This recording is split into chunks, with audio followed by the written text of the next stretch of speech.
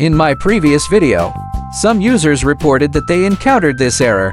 We couldn't update the system reserved partition while upgrading to Windows 11 26H2 using ISO. So, I decided to record this video, hoping it would help you solve the problem.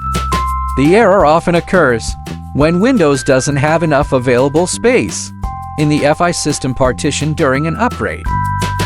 As you can see from disk management, the EFI System Partition has no drive letter, so you can't access it directly through File Explorer. To free up some space, we can temporarily mount the EFI partition and remove unnecessary boot font files. First, search for Command Prompt in Windows Search. Right-click it and select Run as Administrator. Then click Yes. In the pop-up window, type Mountvol Y/S and press Enter. This assigns the drive letter Y to the EFI System Partition. Now type Y and enter it to access the partition.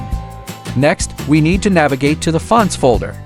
Input CD EFI Microsoft Boot Fonts, as shown in the notepad, and hit Enter. Type dir and press Enter, and here you'll find the boot font files stored on the EFI partition. Now, run the delete command shown on screen and confirm the operation when prompted. Once the command completes successfully, the unnecessary font files will be removed, freeing up space on the EFI System Partition. Now let's try the Windows 11 26H2 upgrade again. Run the Windows 11 26H to setup and change the Setup Download Updates option as shown on screen. Accept notices and license terms. Then click Install to start the upgrade. This time, the Windows 11 26H2 upgrade should proceed successfully. If you're still having problems, leave a comment below and I'll try to help. If this video helped you, please give it a like and subscribe for more Windows troubleshooting tips. Thanks for watching.